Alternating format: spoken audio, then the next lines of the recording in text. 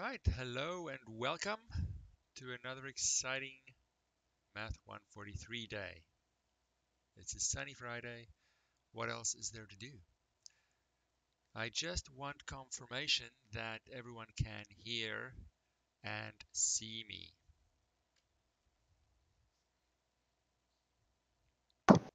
I can hear and see you. All right, I think I have resolved the audio echo issue, but let me know if it's better or worse or anything. All right. If people are listening to the stream and to you in Discord, they will receive an echo. Well, yeah, no, that's always going to happen. I can't fix that because there's a couple of second delay. But even without that, there was some sort of echo with any recording that I was making, which should be fixed now.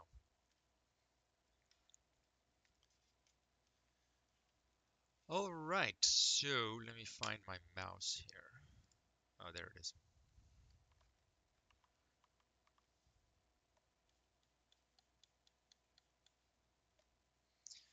We are continuing our discussion on trigonometry, if I can still learn how to spell.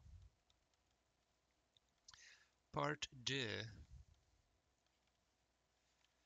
where we've perhaps spent too much time on the radian measure since we're not going to really use it because our calculations aren't going to be very complicated. But the whole degree unit issue is connected to what pi is. So it is worth knowing more about that, even though it's not going to be first-hand experience really. But in order for us to get an idea of even a glimpse of what practical calculations with angles could look like, we need to do a little more.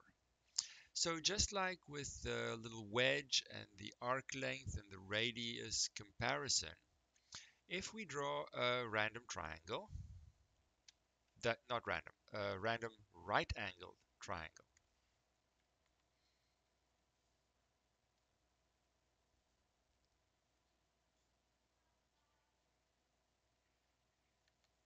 there's one, and I indicate that it's a right angle triangle.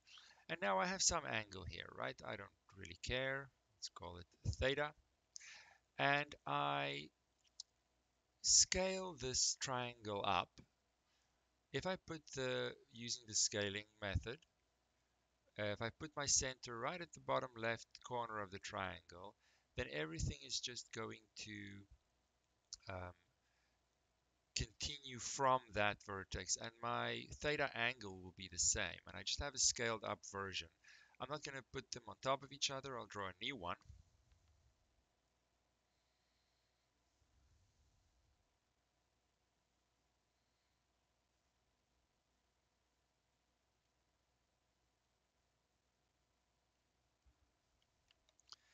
There we go. We have the exact same angle, but one triangle is a scaled up version of the other one.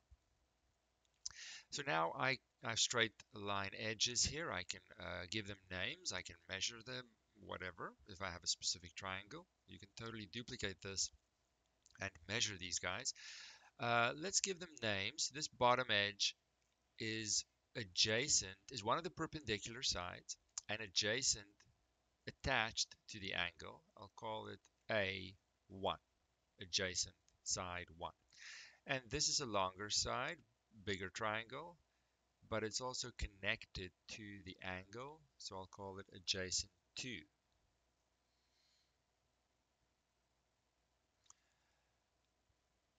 The other perpendicular side is what we call opposite to the angle, so I'll call it O1 for opposite 1 and opposite 2.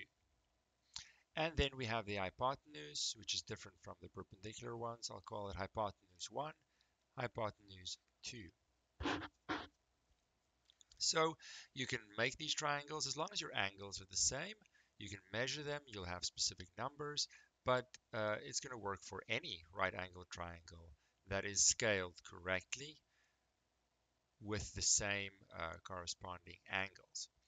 If we measure these, we go through the motions, and test and measure and calculate and convince ourselves, we find that some of these ratios are preserved between the triangles.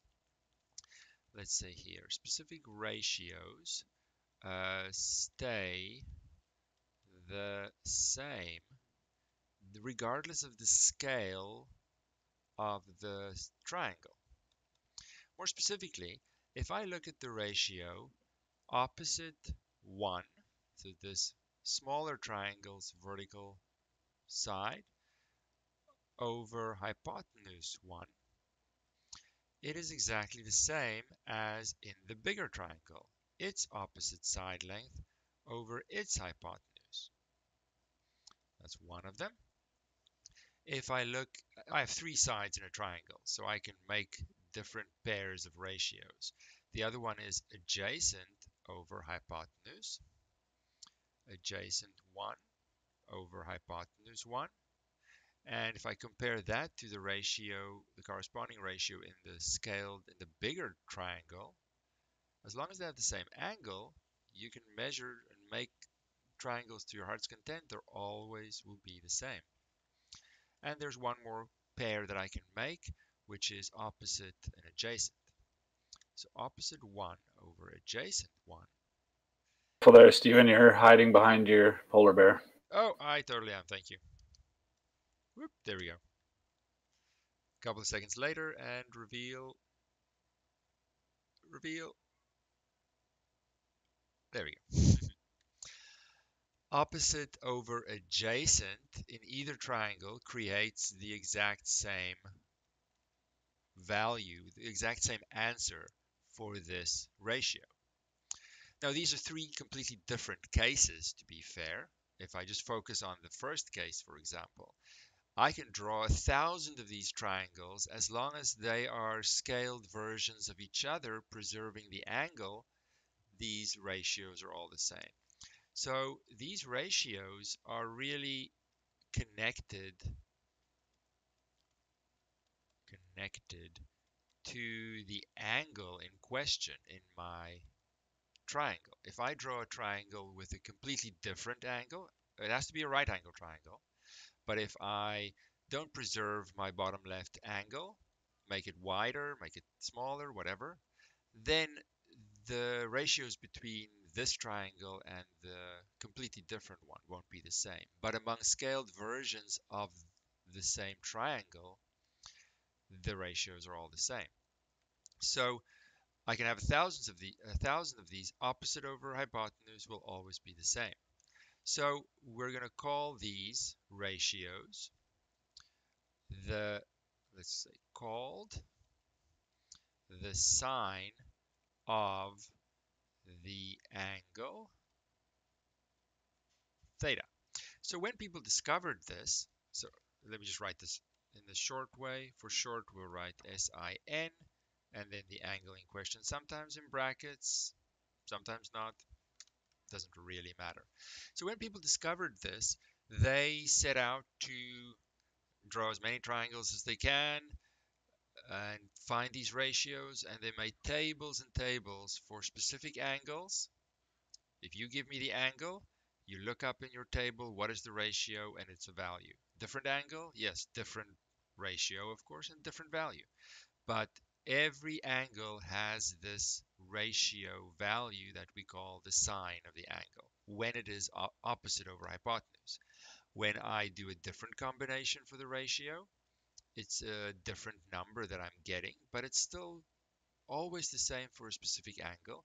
And adjacent over hypotenuse is called the cosine of the angle in question. It all depends on the angle. And we write COS, cos for short. And then, of course, we have to say what the angle is because the answers that I get are completely dependent on the specific triangle and its angle. And if I look at the ratio opposite over, I know, Screen. I'm hiding again. Let me zoom out a touch, maybe. Maybe that is better. Maybe the zoomed out version is better. Then there's no polar bear risk, and it's still big enough, I think. So when I look at opposite over adjacent, my last combination for a ratio, this one is called the tangent of the angle, though no one says that anymore. We just say tan of the angle. So I have these three different combinations in this specific way because I have three sides of the triangle. And if I flip these around, it's not really a new ratio. These three are fundamentally different in terms of their ratio values. And then people made tables so that we can look it up. These days, those tables are all hidden inside your calculator. So if I want to know, for example, and we'll get to the exercises in a second, what is the sine of 30 degrees? I can write degrees here because it's not part of a larger calculation. I'm perfectly safe. I can then use my calculator, and it has dedicated buttons for sine, cosine, and tan to find out. Just make sure you are in degrees. What is the sine of that angle? Now I've added something on Discord, MathBot, to help as another option for a calculator. If I'm in degrees, however, MathBot, whenever I perform a calculation, I have to start with two equal signs. For example, I'll do it in chat, in our main classroom chat, just a simple calculation, 3 plus 2. I have to say equal equal, 3 plus 2, and then MathBot is going to tell me the answer. I can do this for fancier functions as well. If I'm in degrees, I just have to put a d after the sine function. Otherwise, it thinks I'm in radians. So I can calculate that.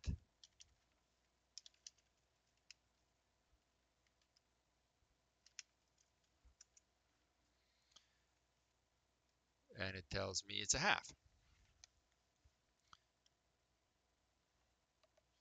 Or you can have used, of course, use your own calculator. I just don't have one in front of me. When you can't see the chat, might be an easy way to show the calculations.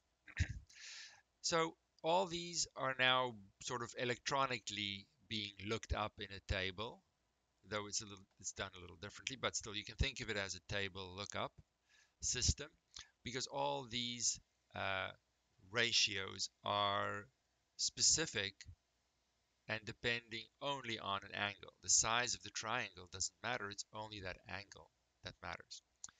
They are called functions of the angle. They are called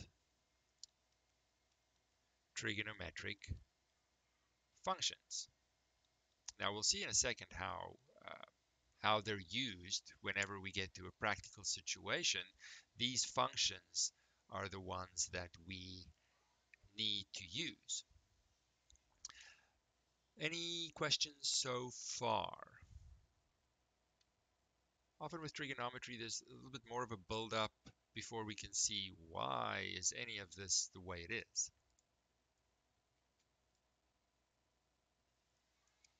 Let's maybe check. We do have exercise 15.4 on, I hope, what is page 108. Sorry, I asked. Say again. What was the words between? So you had sine and size of gold, and what was the called something above? So you're cutting out a lot.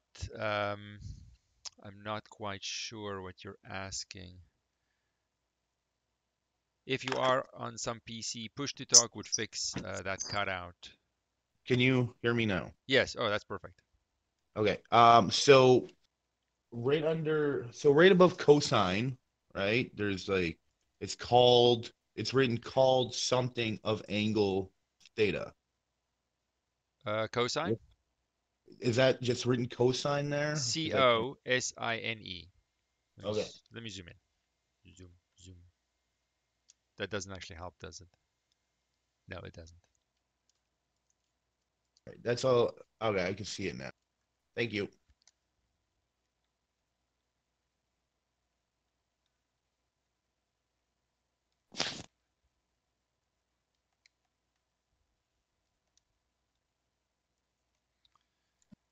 All right, any other questions? So let's do maybe some questions come up as we do exercise 15.4. So part of the challenge here, we'll do we'll do it in two ways. I know the exercise says without a calculator. I'm just going to practice the calculator first because it is an important skill. So get your calculator, whatever one you're going to use, because it's open book, you can use whatever calculator you want. Uh, just to know how are you going to calculate these trigonometric functions when it's degrees or radians. Different versions of the angle, of course, different units. So we've done number 3 actually. So let's just highlight this over here. This is exercise 15 point. You know, I just looked at it. I'm terrible. 15.4. This is number 3 that I accidentally did. And if I did sine of 60 degrees, when there's nothing else happening in your calculation to write down, you don't need the brackets. It's pretty clear what you're trying to do here. So the brackets are optional. Find out how on your calculator you need to do it, or just use MathBot and then everyone can see the calculation.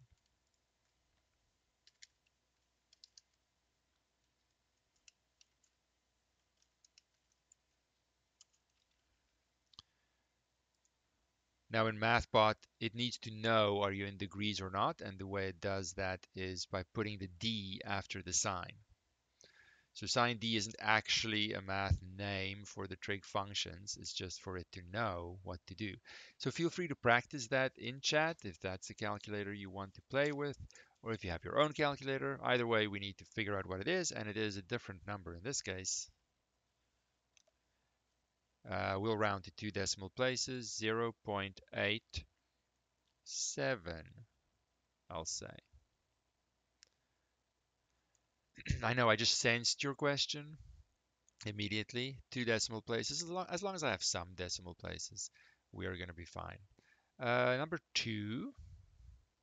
So we are going to do another version, the non-calculator version of this question. But for now, let's just get used to the calculator. It is an essential skill. Number 2 is next.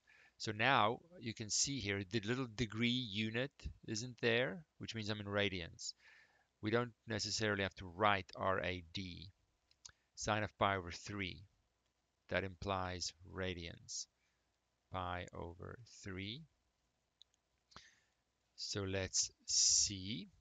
Now I can cheat and say, oh, well, have done enough conversions to know pi over 3 radians is 60 degrees, but let's just practice on the calculator and be aware that you have to know whether you're in degrees or in radians before you calculate trigonometric functions. So in the chat MathBot, it's just sine without a D.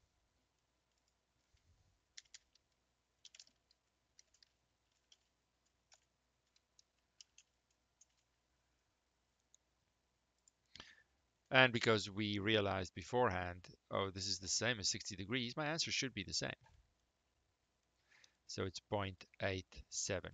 So feel free to play around with MathBot. If you want to know what it can do, you can type equal help.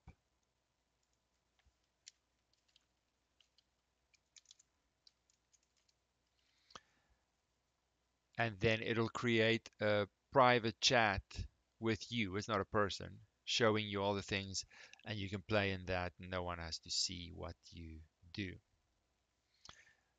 Number 4. I thought it was a cool little thing to add, but you don't have to use it, of course. What's number 4? Number 4, sine 45 degrees. So I have to know if you're in the wrong angle unit, then everything is going to be pretty much nonsense that you're calculating.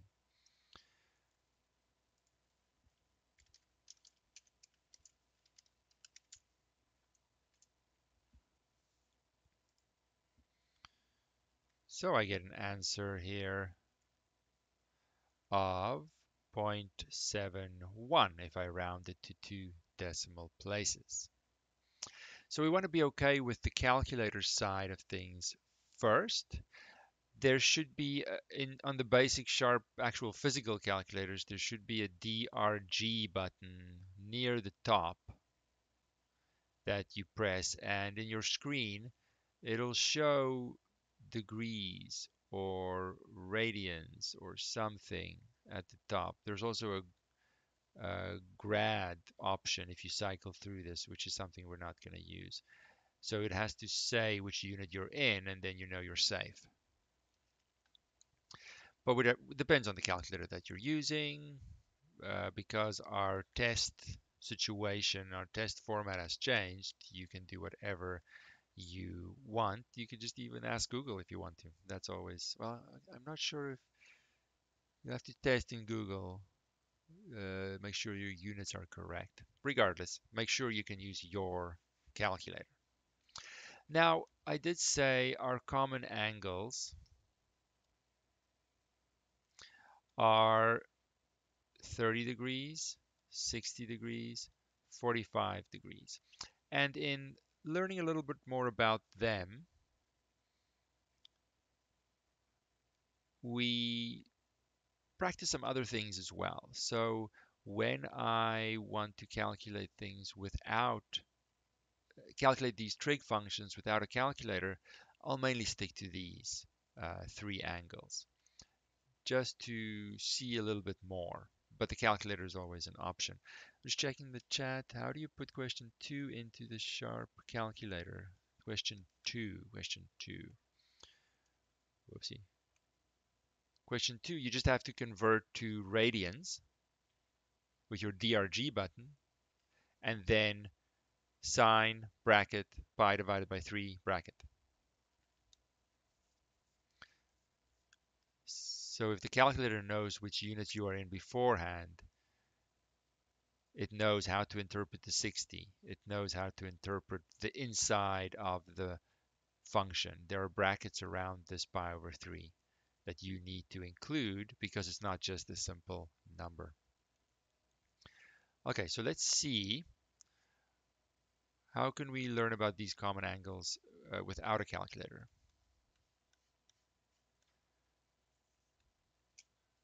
So we just need to realize what the sine, cosine, and tan functions are doing. They're calculating these ratios. So if I can make a triangle of any scaled size, but get my angle the way I want, then if I measure these angles, measure these sides, I can make these ratios myself. It's just in general, making a triangle with a specific angle is tedious, which is why they made these tables that I can just look up or use a calculator. But for these specific ones, I can make these triangles actually very easily.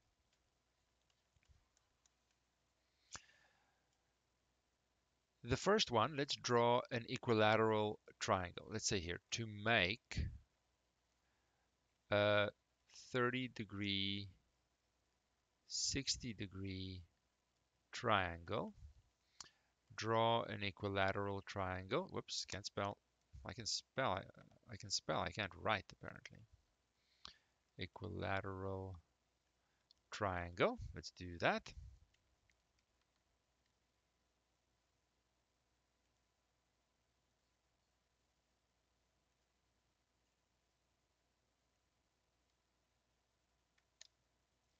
Clearly, it does not have to be perfect, but you want them all to be the same side length. And let's make them side length 2. We can make any triangle we want. Let's make an equilateral triangle of side length 2. Then what I'm going to do is I'm going to draw a perpendicular line from the top vertex down to the bottom edge of the triangle. Now we're just sort of doing this in concept. We don't have to be too accurate. But whenever I do that, if I were to do it perfectly with whatever tools, it splits the bottom edge into 2 equal pieces, therefore having each side length 1, and I'm done with this. Whoa, whoa, whoa. Done with the 2. Eraser. The 2 is gone. Everyone with me so far? I need to check because I'm going to now erase half of the triangle. Because they are copies of each other, I just need one of them. But before I do that, I notice that in an equilateral triangle, it's a regular polygon, which means all the side lengths are the same, yes. All the angles are the same. So let's say here, 2 things I need to know.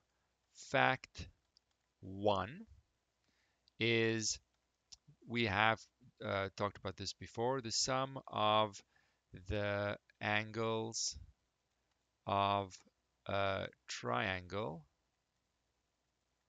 is 180 degrees. That was part of our tessellation discussion. Now, if they're all the same, 180 divided by 3 means these guys are 60-degree angles. When I do my perpendicular line, it splits everything. It splits the bottom side. It also splits the top angle into 2 equal pieces, making this 30 degrees and 30 degrees. So these are exact copies of each other, which means I can get rid of one of them. I'll get rid of the right half. Now my eraser is super small. This might take a while.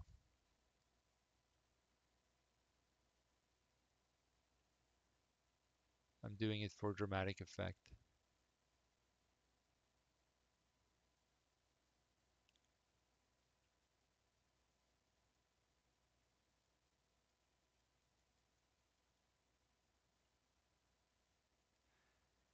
So there is my 30-degree, 60-degree triangle.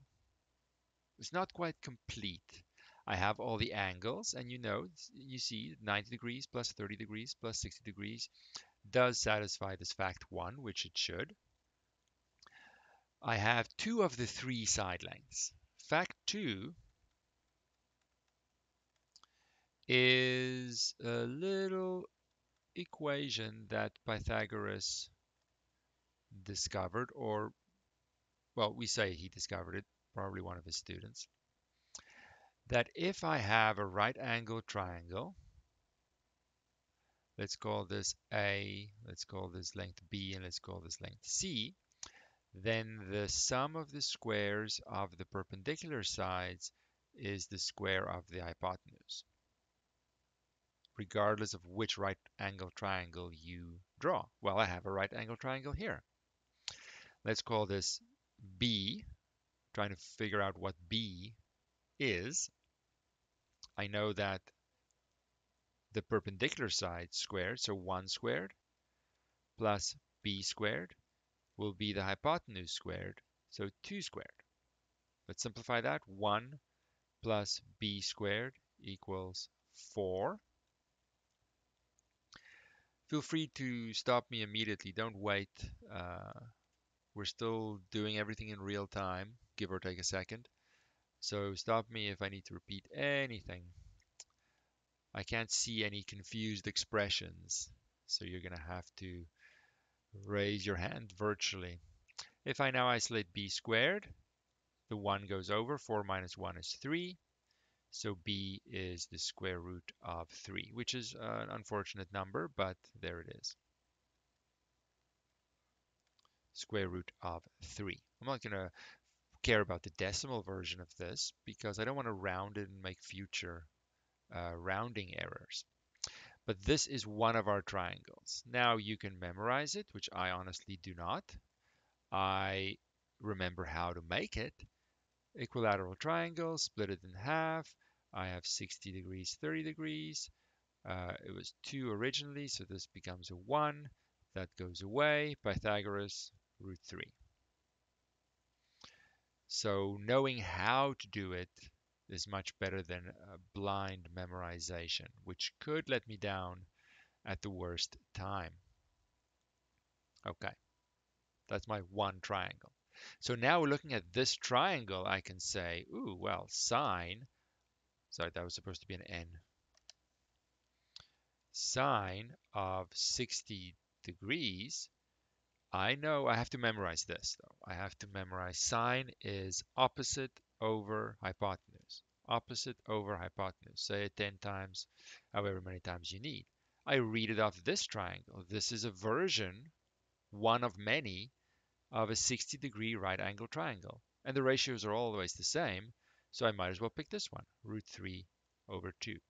And if I calculate root 3 over 2, I better get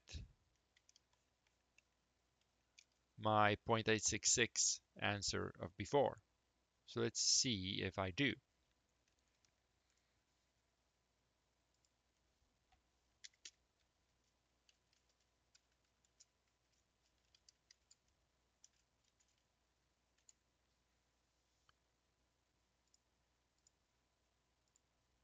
Luckily, I do.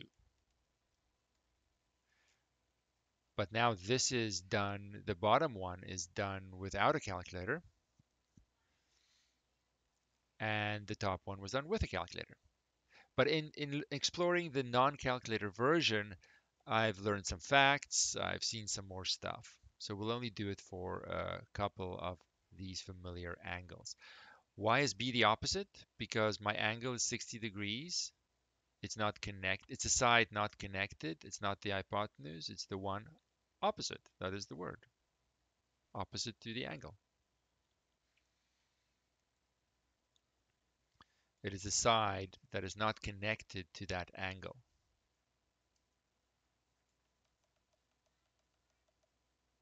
And we call it the opposite side. So it's all relative to the angle that I'm focusing on. I'm looking at side lengths and I'm looking at this original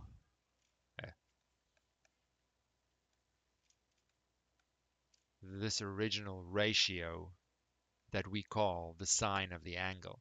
And if I have any version of the correct triangle, I can make those ratios myself instead of using a calculator to look it up, and we'll do that for just a few angles. Because it shows us a little bit more. It shows us Pythagoras and how those things are used and the sum of the angles and so on. How do we feel about the 30 degree, 60 degree triangle?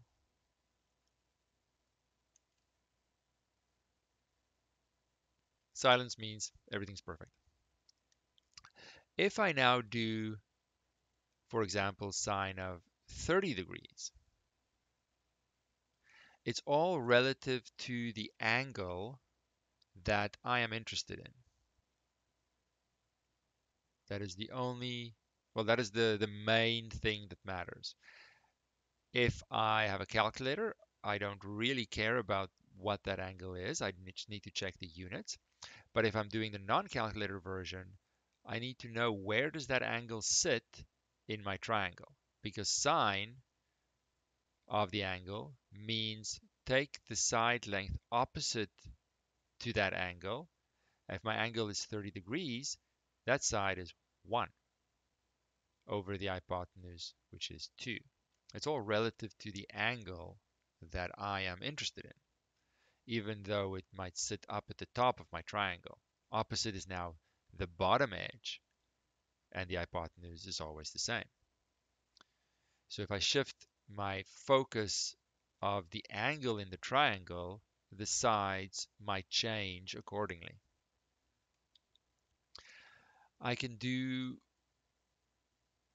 other things like let's maybe practice cosine of 30 degrees.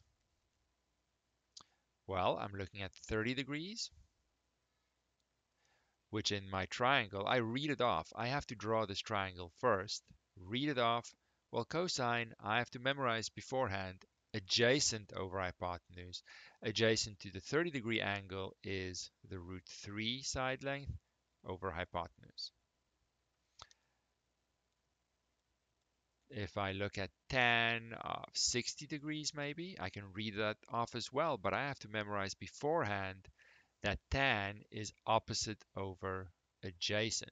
Read it off relative to the 60-degree angle. Opposite is root 3, adjacent is 1. I can verify these things with my calculator as well. You always have that option. But when the question asks, like it does in 15.4, and we're not quite done, I know, when it says do it without a calculator, I have to give the answer as a fraction or a root, not a rounded decimal number, showing that it is the exact value and I didn't use a calculator. And your triangle is part of your answer, of course. So there are some things to be aware of, and focusing on these basic angles, 30, 60, and in a second, 45 degrees, we get a little bit more insight of what these functions are doing and how they extract their information from the triangle. Let me check my spacing. No space. New page.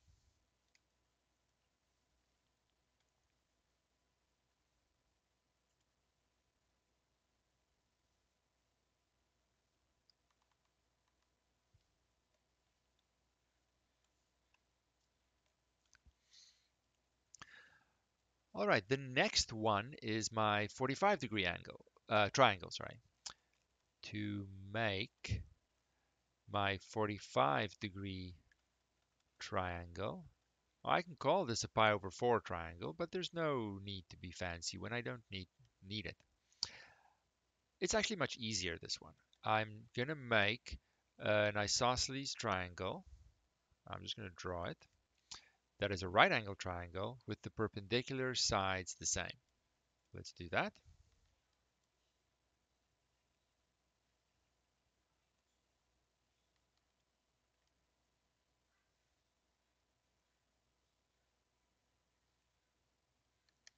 Now I decide to make this triangle. These are going to be the same. They're going to be length 1. That is the triangle that I'm making, and I know it exists. I just have to now figure out the rest of it. Well, in an isosceles triangle, these two angles of the two legs that are the same, those angles are the same. Because all the angles have to add up to 180 degrees, I already have 90 covered.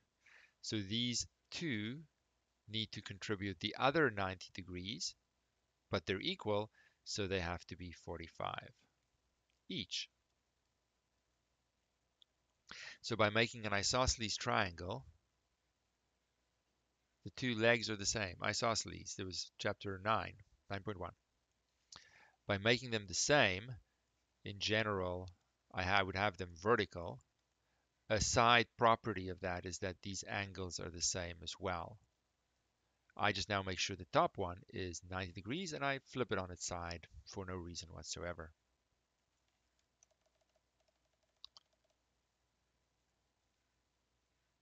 Then the only thing that's missing is the side length of the hypotenuse. Is everyone happy with how I've made this triangle? I choose to have these perpendicular sides the same length. I choose to make them 1, but a side effect of that is that I get my 45-degree angle that I'm looking for. Because I know when I'm going to sine and cosine and tan, these functions, I just need a triangle with the right angle. It could be side length 100 and 100. The ratios are all going to be the same because the hypotenuse will scale accordingly.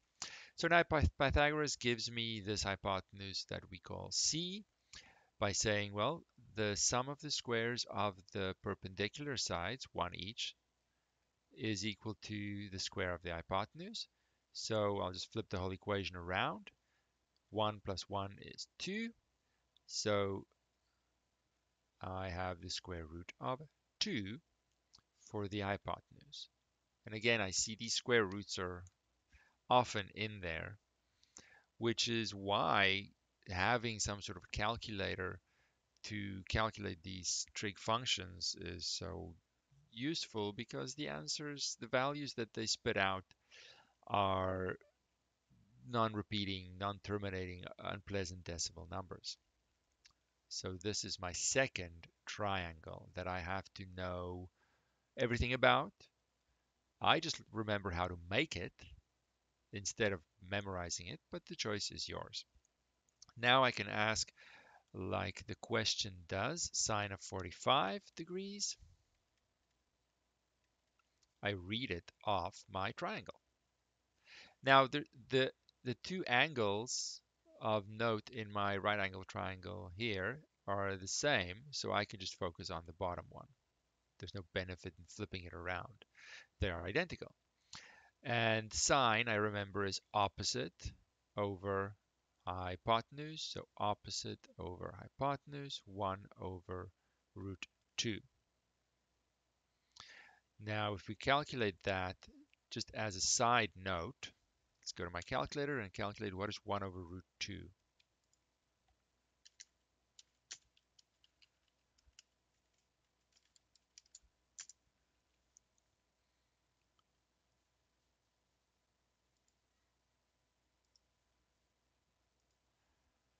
I almost thought MathBot was letting me down there. It is 0.7071 and so on. I'll say 71. And when we did that with our calculator, if you remember that that is exactly the answer that we got when we asked the calculator to look up the sine uh, function value of that angle. So they should, of course, agree. We can now ask other things. Let's just do them all. Cosine of 45 degrees. Cosine is adjacent over hypotenuse, but in this case, it's the same. And we can do the last one, tan of 45 degrees. Tan is opposite over adjacent, so 1 over 1, or it can simplify to just 1. So I have my two triangles, and I have my three common angles that I can do without a calculator. Anything else, and I honestly don't care. And I'll just use my calculator. Let's go to the book while I pause to see if there are any questions. Wow, time goes fast. Perhaps it would be better, since we only have 7 minutes left, to look at these problems instead of the word problems. I want to spend enough time on the word problems for us to not be intimidated by them. So 15.1 and problem 15.2 were the conversion questions. Then we have some trigonometric function questions in 15.3, 4, and kind of 5. So in 15.3, find the exact value of cosine, sine, and tan of the given angle. They're all in radians, but if you do the conversion, and you should kind of memorize these as well, pi over 4, well, pi is 180. 180 divided by 4 is 45. Pi over 3 is 180 over 3. That's 60 degrees. Pi over 6 is 180 over 6, which is 30 degrees. So even though it's presented as radians, I am still going to use my basic triangles to figure that out. Anything else, and I will use a calculator. Problem 15.4, you'll see that I have a whole bunch of weird angles that aren't familiar to me. So then I will use my calculator, and it's a matter of checking that I'm in the right units. The degree, little degree circle has to be there, or it's not degrees, it's radians. So number 1, I see clearly degrees. I'll just use my calculator for that. Number 2, that is 2.01 radians. And I'll use my calculator accordingly. And all of those are done with a calculator. Then, let me just check if the questions are what I think. Yes, okay. Then problem 15.5 are really just asking and checking if I understand how all these things relate to my triangle. So let's copy this first one in our last 4 minutes. I have a 30-degree angle with the bottom side being a 1.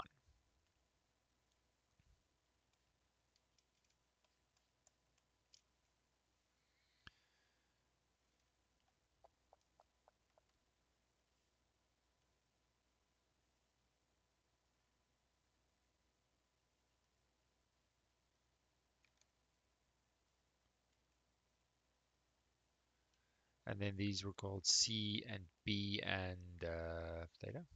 Theta. There. Okay. So now there are multiple ways you can go about answering this. We want to fill in all of this.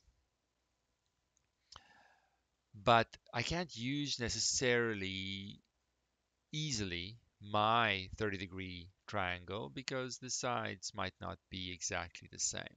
There are many versions of this triangle, scaled, of course. One option is to first find the angle. Well, I have 30 degrees plus my 90 degrees plus my theta angle. That has to equal 180. So I'm using those two facts over here on page 1. The two facts are really the ones that I'm using mainly. So that gives me my angle is 60 degrees. So I can fill that in, 60 degrees, done. Now I can use whichever trig function is convenient. I have the sine option, I have the cosine option, I have the tan option. Depending on which sides are given, which angle I'm interested in, let's focus on the 30-degree angle. I can use cosine because to find C, let's suppose we want to find C. To find C, I can use cosine because I have an adjacent side length and I'm looking for the hypotenuse, and cosine involves adjacent over hypotenuse. So I could say cosine of 30 degrees equals adjacent over hypotenuse. And now I can solve for C. Now, how do I do that? To connect it to something we may have seen before, this can be seen as a ratio equation, which I then cross multiply. So C times cosine 30 equals 1 times 1. And then I divide both sides by cosine 30 to get C equal to 1 over cos 30 degrees. I can then go to my calculator. I don't have to worry about no calculator here. I can just use my calculator. 1 divided by cosine 30. Let's do that.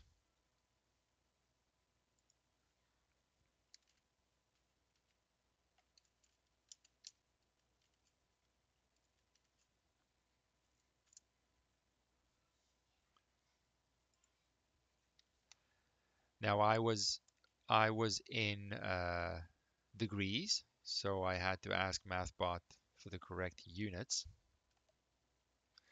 And I get 1.15-ish. So 1.15. Of course, I have to remember the original, the full answer, if I'm going to use that in a future calculation. So now you have two options. One option is to use Pythagoras to find the missing b. Then make sure you use the original value of c. Or you can say, well, hold on, I can use 30 degrees. I have adjacent, b is opposite, so I can use tan of 30 degrees. And that minimizes using answers in future calculations because the 1 and the 30 degrees were given. So tan of 30 degrees will be opposite over adjacent. And because that is 1, B is calculated very easily as tan of 30. If you want, you can just use your calculator again. Tan of 30 degrees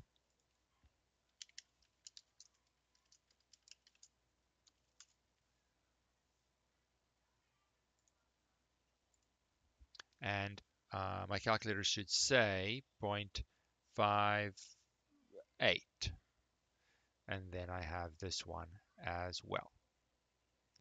So this kind of problem is asking me to use my sum of the angles being 180, my Pythagoras fact, and what the trig functions are doing with this triangle's properties or pieces or side lengths and angles, whatever combination you want to use these strategies to find all the angles and side lengths of the triangle. Are there any questions that you want to ask right now before I switch the video to the office hours video?